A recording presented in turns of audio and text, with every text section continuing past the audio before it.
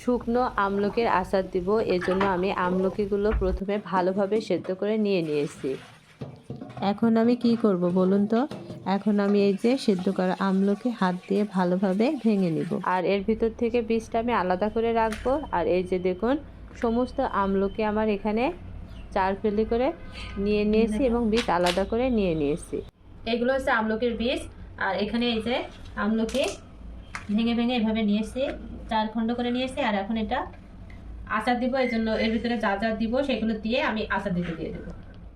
আজকের কে বড়ি দিচ্ছে জানি না, এই কারণে আজকের আমাদের যশোরের আবহাওয়া খুবই বাজে অবস্থা, পর্যন্ত রোদ ওঠেনি। আর যে বড়ি দিয়েছে আর আমি এই যে আচার দিব আমলকির আচার, এর জন্য মনে হয় তার জন্য মনে হয় রোদ ওঠেনি, নাকি আমার জন্য তা জানি না।